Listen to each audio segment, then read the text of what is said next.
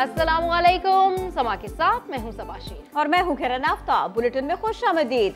सबसे पहले बात करेंगे वजीर इत्तलात फवाद चौधरी की। उन्होंने ऑपोजिशन लीडर शहबाज शरीफ को दो ऑप्शंस दिए हैं। कहा या तो वो लंदन चले जाएं या फिर जेल। शहबाज शरीफ को लगता है कि अगर वो डूब रहे हैं तो मुल्क भी डूब रहा है। सारी अपोजिशन ही पीटीआई से राब्ते में है। फवाद चौधरी ने आसिफ जरदारी और बिलावल को लाहौर आने की दावत भी डाली। कहा आ जाएं, आपका जलसा तो 10 मरले के घर में भी हो जाएगा। पीपी सिंध कार्ड खेलना चाहती है।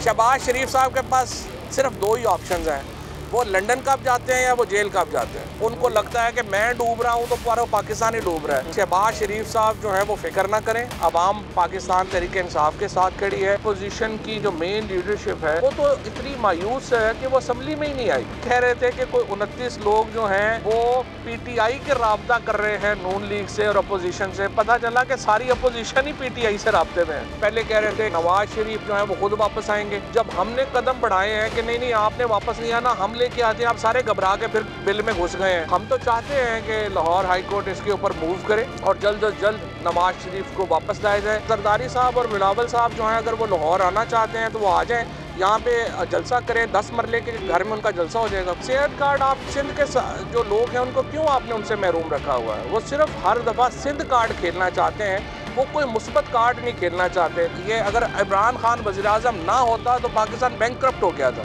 आज ये अगर आज पाकिस्तान फ्लोट कर रहा है तो ये इमरान खान की वजह से पाकिस्तान इतना बड़ा कर्जा देने के बावजूद अपने पाँव पे। तो एक तरफ वजीर इत्तलात कुछ इस तरह गरजे बरसे, दूसरी जानिब कायदे हिस्ब इख्तिलाफ ने हुकूमत को लिया निशाने पर। शहबाज शरीफ ने कहा इमरान खान ने मुआशी जंग में IMF के सामने हथियार डाल दिए। शहबाज शरीफ ने बयान में कहा मिनी बजट से मुआशी गाड़ी का इंजन सीज कर दिया गया है। हुक्मरान सस्ते तरीन जबकि अवाम महंगे तरीन पाकिस्तान में रहते हैं। पीटीआई हुकूमत मुल्क को बंद गली में पहुंचाकर 2022 में यू टर्न ले लेगी। बेरोजगारी और महंगाई के जिम्मेदार इमरान खान एंड कंपनी होंगे। मिनी बजट के जो जहरीले बीज 2021 में बोए गए उनका जहरीला फल 2022 में कौम को मिलेगा।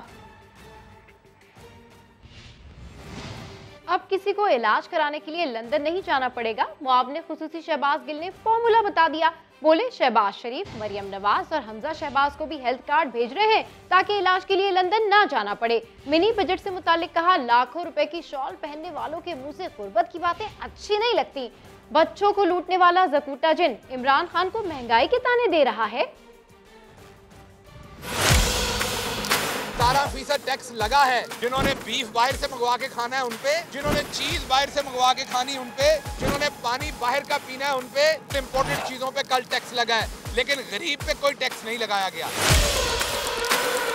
कल एक बीबी, मेरी एक बहन है मीसरी, कल वो गुर्बत का एहतजाज कर रही थी शॉल पहन के 4 लाख रुपए की। वो पहले मरियम बाजी ने पहनी थी, मरियम सफदर साहबा ने, अब पता नहीं उन्होंने इन्हें दी है आगे एज अ ऑफशोर कंपनी है, इन्होंने अपनी खरीदी है। तो जो लोग लाखों रुपए की शॉलें पहनते हैं उनसे कोई पूछे आपके मुंह से अच्छी नहीं लगती गुर्बत के खिलाफ एहतजाज। आपकी मचाई हुई गुर्बत को ही तो आज सामना कर रहे हैं। हमें वो आदमी बता रहा है जो बच्चों की टाफियों का साइज कम करके 1 अरब 40 करोड़ का जिसने मुनाफा बनाया पिछले साल में, बच्चों का लूटता है, बच्चों की टाफियों में से वजन खाता है। ये ऐसा जकूटा जिन है बिल बतौड़ी का। ये हेल्थ कार्ड मरियम सफदर को भी भिजवा रहे हैं, उनके शौहर कैप्टन सफदर को भी भिजवा रहे हैं, शहबाज शरीफ को भिजवा रहे हैं। हेल्थ कार्ड हमजा शहबाज को भिजवा रहे हैं। अब किसी को लंदन इलाज कराने के लिए नहीं जाना पड़ेगा। हुकूमत को पार्लियामेंट से मिनी बजट पास नहीं कराने देंगे। पीपल्स पार्टी ने तबले जंग बजा दिया। क्या दवाइयां सिर्फ अमीर लोग या इमरान खान खाते हैं? जियाले रहनुमा नवीद कमर का सवाल। शाजिया मरी ने मिनी बजट से मुतालिक हुकूमती दावों को झूठ का पलंदा करार दे दिया। अब्बास शब्बीर की रिपोर्ट। मिनी बजट बिल पर पीपल्स पार्टी का सख्त रद्द-ए-अमल सामने आ गया। इस्लामाबाद में शाजिया मरी के साथ प्रेस कॉन्फ्रेंस करते हुए जियाले रहनुमा नवीद कमर का कहना था कि मिनी बजट गुर्बत की चक्की में पिसते अवाम पर मजीद बोझ डालने के मुतरादिफ है। बिल आसानी से मंजूर नहीं होने देंगे। बच्चों के दूध पे भी टैक्स लगा के बच्चों से भी वो जो है वो दूध छीन रहे हैं। कहते हैं जी हमने सिर्फ दवाइयों का जो इनपुट है उस पे टैक्स लगा दिया है, तो दवाइयाँ क्या सिर्फ जो अमीर लोग हैं या सिर्फ इमरान खान खाते हैं और आम आदमी बीमार नहीं होता? इस गवर्नमेंट को हम इस आसानी से तो नहीं लोगों को कुचलने देंगे। शाजिया मरी ने मिनी बजट के हवाले से हुकूमती दावों को झूठ का पलंदा करार दे दिया। इनके जो बयानात हैं कि पाकिस्तान सस्ता तरीन मुल्क है, पाकिस्तान में महंगाई नहीं है, पाकिस्तान में तेल और डीजल सबसे सस्ता मिलता है, इस तरह के फजूल बयानात हम रोज इन नाअहल नालायक हुक्मरानों से सुनते हैं। जियाले रहनुमाओं का कहना था कि तब्दीली सरकार आर्डिनेंस पर आर्डिनेंस लाकर पार्लियामेंट की बेतौकीरी कर रही है। हुकूमत को कानून साजी करनी है तो पार्लियामेंट का रास्ता मौजूद है। कोरम कोरम की आवाजें, तफसील इसी बुलेटिन में। मिनी बजट का शोर है, इसी की बात करते हैं। ऑपोजिशन मिनी बजट को तबाही का नुस्खा कह रही है। ऐसे में हुकूमत सब अच्छा की रिपोर्ट दे रही है। वजीर इत्तलात कहते हैं फाइनेंस बिल पेश होने के बाद रुपए की कदर में बेहतरी आई। 3 साल में 32 अरब डॉलर्स कर्ज वापस किया। अगले बरस 55 अरब डॉलर्स अदा करने हैं। अब हम कर्जे ना लें तो क्या करें? फवाद चौधरी ने महंगाई में कमी की नई डेडलाइन भी दे दी। फाइनेंस बिल पेश होने के बाद डॉलर की और डॉलर रुपये कीमत जो है वो उसमें पैरिटी जो है वो बेहतर हुई है, रुपए की कीमत जो है वो इजाफा हुआ है। इससे भी आपको अगले 3-4 महीनों में महंगाई जो है वो टूटने में मदद मिलेगी। 32 अरब डॉलर हमने वापस किया है इन 3 सालों में, और तकरीबन हमने जो भी कल का आया है आपके सामने, उसमें हमने इस अगले 2 सालों में मिला के 55 अरब डॉलर वापस करना है। तो जिस मुल्क ने 55 अरब डॉलर वापस करना हो तो आप अंदाज़ा कर लें कि हम जब आप कहते हैं कि कर्जे ना लें, ये ना करें, वो ना करें, तो क्या करें? यही तो वो हरकतें हैं जो जरदारी और नवाज शरीफ की जो लेगेसी है, जो उनकी वरासत है, जो हमें भुगतना पड़ रही है। कौमी असम्बली का कोरम पूरा करना हुकूमत के लिए दर्दे सर बन गया। मिनी बजट पर बहस से पहले ही ऐवान में कोरम की आवाजें लग गई। कार्रवाई ना चल सकी, इजलास गैर मुय्यना मुद्दत तक मुलतवी कर दिया गया। इस्लामाबाद से रिपोर्ट कर रहे उस्मान खान। अहम कानून साजी का मरहला जब भी आया, हुकूमती अरकान ऐवान में दौड़े चले आए, लेकिन अगले ही रोज हुकूमत को अपने अरकान की गैर हाजिरी पर सुबकी ही उठाना पड़ी। मिनी बजट पेश होने के 1 दिन बाद भी ये ऐसा ही हुआ। ऑपोजिशन ने जिसका भरपूर फायदा उठाकर खूब शोर शराबा किया। जुमेरात को जिस ऐवान में हुकूमत और इत्तहादियों के लगभग 150 अरकान मौजूद थे, जुमे को उसी इजलास का कोरम पूरा करना भी हुकूमत के लिए ख्वाब बन गया। ऐवान में अंदलीब अब्बास की वालदा की वफात पर फातिहा के बाद वक्फे सवालात शुरू होते ही ऑपोजिशन ने एहतजाज किया और कोरम के नारे लगाए। डिप्टी स्पीकर ने सूरत हाल भांप ली। ऑपोजिशन को कोरम की निशानदही का मौका भी न दिया और इजलास गैर मुय्यना मुद्दत के लिए मुलतवी कर दिया गया। उस्मान खान, समा, इस्लामाबाद। अहम खबर, लाहौर में नून लीग के रुकने पंजाब असेंबली बिलाल यासीन नामालूम अफराद की फायरिंग से जख्मी हो गए। उनको मियो अस्पताल मुंतकिल कर दिया गया है। समा के नुमाइंदे रियाज अहमद हमें ज्वाइन कर रहे हैं, उनसे बात करते हैं। रियाज, उनकी हालत कैसी है अब?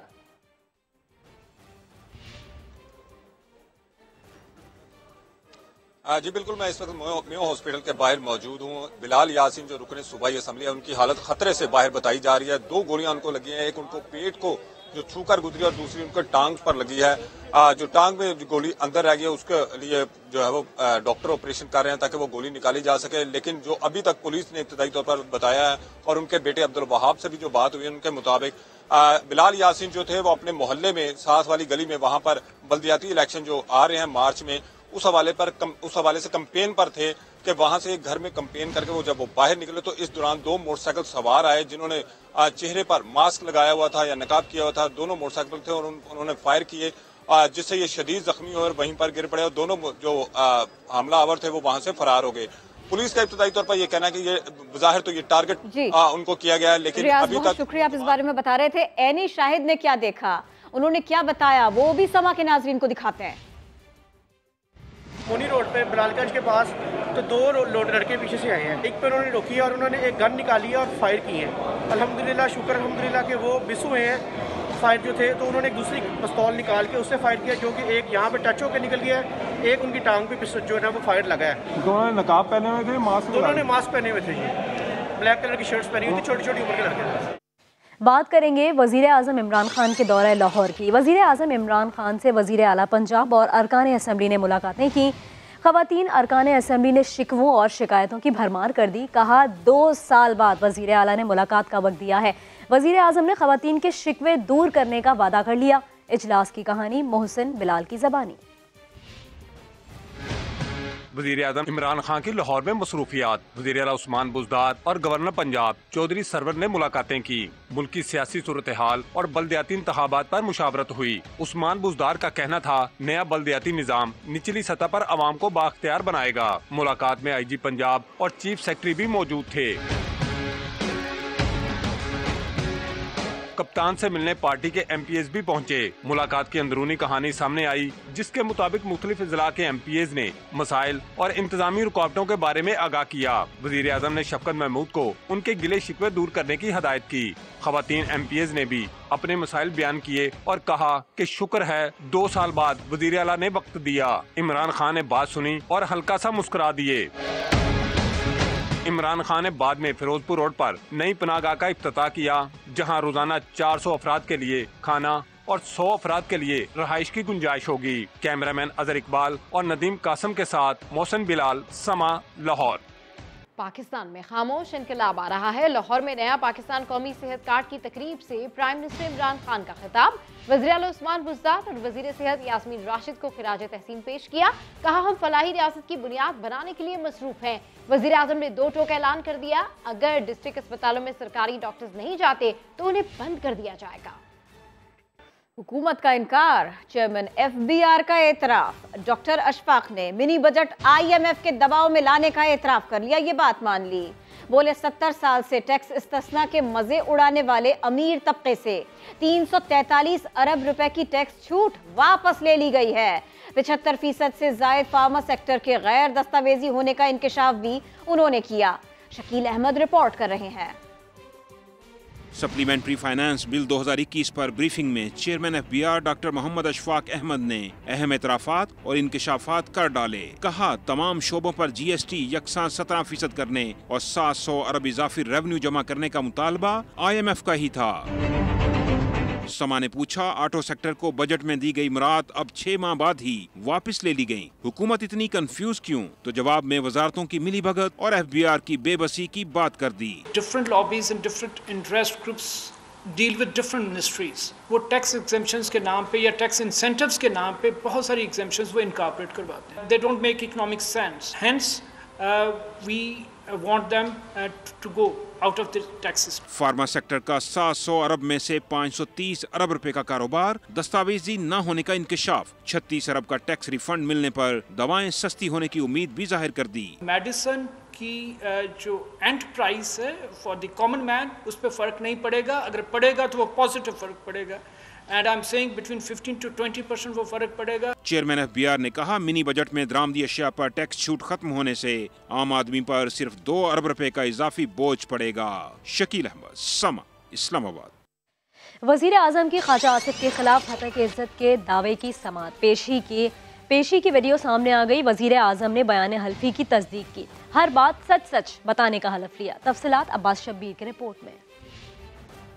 अल्लाह ताला की कसम खा के कहता हूँ, जो कुछ कहूँगा सच कहूँगा। अगर कोई झूठ बोलूँ और बात छुपाऊँ तो अल्लाह ताला मुझसे नाराज हो। वजीर आजम इमरान खान से एडिशनल डिस्ट्रिक्ट एंड सेशन जज इस्लामाबाद के सामने ई-लिंक पर समाअत के आगाज पर किसी भी आम साइल की तरह हक गोई का हलफ लिया गया। इसके बाद बयान हल्फी की तैयारी के अमल की तस्दीक का मरहला आया। जी, आपका एफिडेविट इन एविडेंस है? जी जी। इस पर जो सिग्नेचर्स हैं वो आपके हैं? जी मेरे से।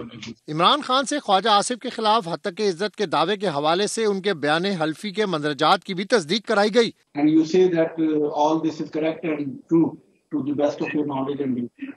जी, to the best of my knowledge is true. वजीर आजम ने इसके बाद जज से रुखसत की इजाजत मांगी। Thank you. You can go. We can go now.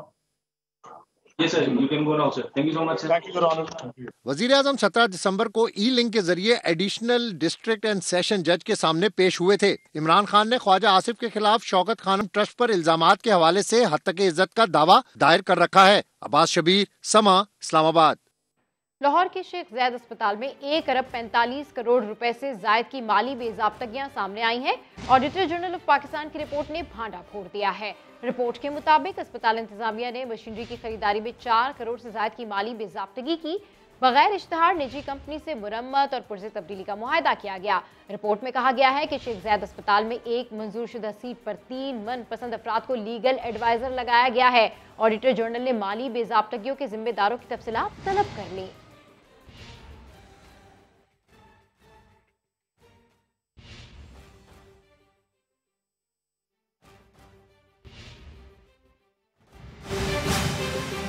अवाम को लुत्फअंदोज होने दें, माजरा जानिए इसी बुलेटिन।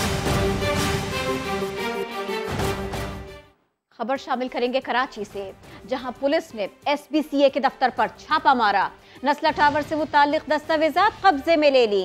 एंटी करप्शन ने इमारत की तामीर में मुलव्विस अफसरान के नामों की छानबीन शुरू कर दी।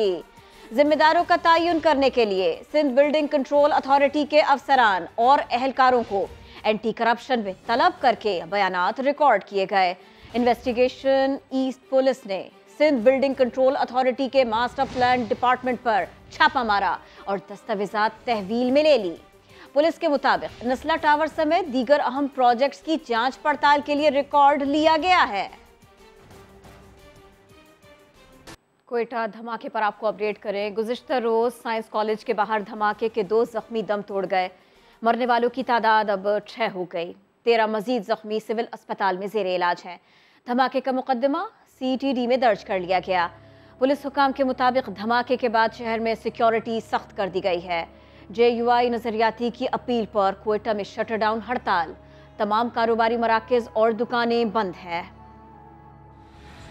क्वेटा के साइंस कॉलेज के बाहर धमाके के खिलाफ JUI नजरियाती की अपील पर शटर डाउन हड़ताल की गई। शहर के तमाम कारोबारी, तिजारती मराकज़ और दुकानें बंद रहीं। धमाके के मजीद 2 जख्मी सिविल अस्पताल में चल बसे। जाम बहक अफराद की तादाद 6 हो गई। 13 जख्मी ताहाल सिविल अस्पताल में जेरे इलाज हैं। वाक़े का मुकदमा CTD में दर्ज कर लिया गया। सूबाई वज़ीर दाखिला ज़िया लांगो कहते हैं कि धमाके के शवाहिद इकट्ठे कर लिए। पुलिस हुकाम के मुताबिक धमाके के बाद शहर में सिक्योरिटी सख्त कर दी गई। कैमरामैन जुनेद अकबर के साथ मोहम्मद आतिफ समा, क्वेटा।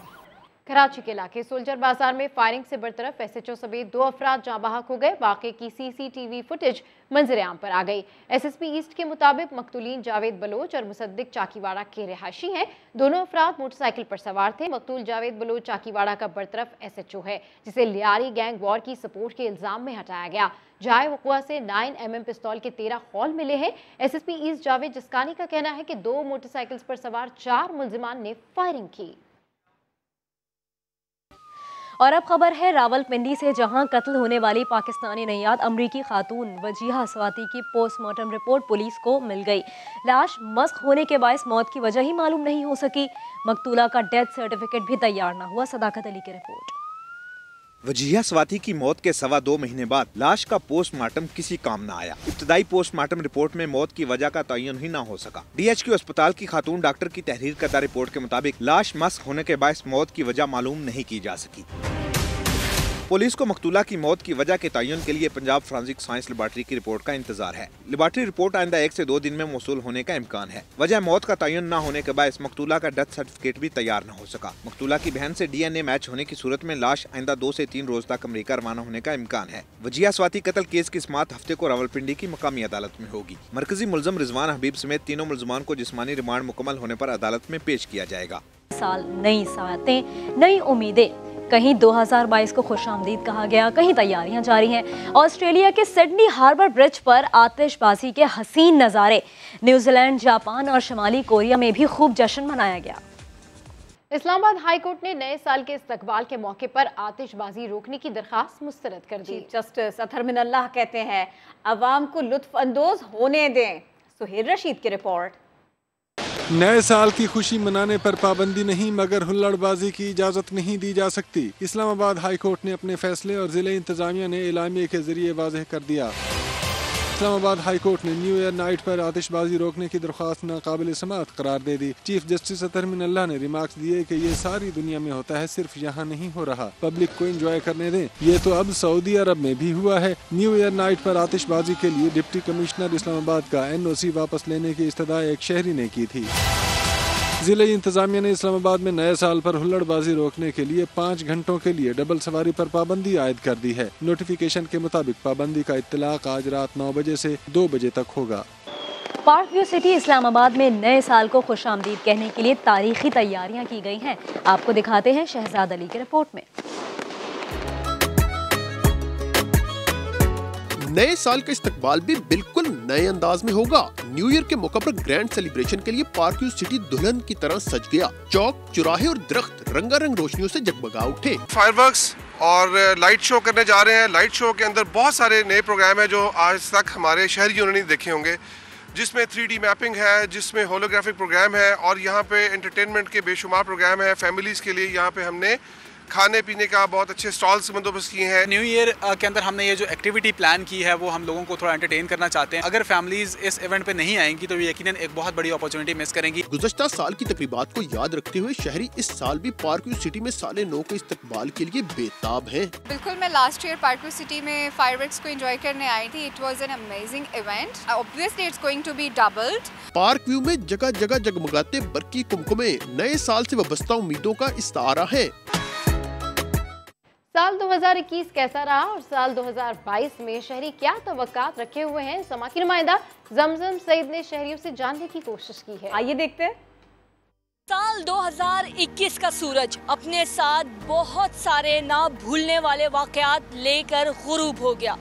ये साल शहरियों के लिए कैसा रहा और मजीद साल 2022 के लिए शहरी कितने पुरुमीद हैं, चलकर जानते हैं। अच्छा भी था, बुरा भी था। तालीम के लिहाज से अगर मैं बोलूँ तो हमारी बहुत ज़्यादा हर्ज हुआ है। जिन्होंने तकलीफ़ें पिछले साल देखी, अल्लाह ताला उनके लिए भी अच्छा साल गुजरे। 2021 बहुत अच्छा गुजरा और मैं उम्मीद करता हूँ कि इंशाल्लाह 2022 भी बहुत अच्छा गुजरेगा। काफ़ी मुश्किलात का सामना करना पड़ा, लेकिन लोग बहुत पुरुमीद हैं 2022 के लिए कि अल्लाह पाक आसानी वाला मामला करे। साल 2021 तो मेरा बहुत जुदाई में गुजरा है। उम्मीद है कि 2022 अच्छा गुजर जाए। उम्मीद है कि हमारे लिए 2022 अच्छा होगा, महंगाई के लिहाज से भी और जॉब्स के लिहाज से भी। साल 2021 में कोरोना वबा ने सारी दुनिया को अपनी लपेट में ले रखा था। तालीमी इदारे बंद रहे, कारोबार मुतासिर हुए, लेकिन शहरी पुरुमीद है कि साल 2022 उनके लिए अच्छा साबित होगा। कैमरामैन मोहसिन अली के साथ जमजम सईद, सामा, कराची। 2021 में 7 करोड़ अफराद की कोरोना वैक्सीनेशन का हदफ हासिल कर लिया गया। ओमिक्रॉन अगले साल का बड़ा चैलेंज होगा। 70 मिलियन लोगों को यानी 7 करोड़ लोगों को हम वैक्सीन लगाना चाहते हैं इस साल के आखिर तक। मई 2021 में कोरोना के खिलाफ जंग के लिए बड़ा हदफ तय किया गया। NCOC ने हदफ की तकमील पर खुसूसी वीडियो भी जारी कर दी। वफाकी हुकूमत ने 250 अरब रुपए से जायद की वैक्सीन खरीदी। सदर और वज़ीर-ए-आज़म भी मुहिम में शामिल हुए। हेल्थ वर्कर्स ने जान जोखिम में डालकर भी हमवतनों को वबा से बचाने का बीड़ा उठाया। सरबराह NCOC असद उमर ने ट्विटर पैगाम में 7 करोड़ शहरियों की मुकम्मल वैक्सीनेशन की तस्दीक की। बताया कि इस हवाले से वफाकी दारुल-हुकूमत 77% शरह के साथ सबसे आगे रहा। 51% के साथ पंजाब दूसरे, 46% शरह के साथ गिलगित-बल्तिस्तान तीसरे नंबर पर, सिंध का 37% शरह के साथ 7वां नंबर। बड़ा टारगेट हासिल करने पर मुसल्लह अफवाज का भी फ्रंट लाइन वर्कर्स और पूरी कौम को खराज तहसीन। I must acknowledge the role of the frontline workers. कौम ने जहां एक महाज पर साबित कदमी दिखाई, वहीं 2021 जाते जाते आखिरी हफ्ते में ओमिक्रॉन का बड़ा महाज खोल गया। लेकिन महकमा सेहत का कहना है घबराना बिल्कुल नहीं, बस वैक्सीनेशन और SOPs की पासदारी जरूरी है।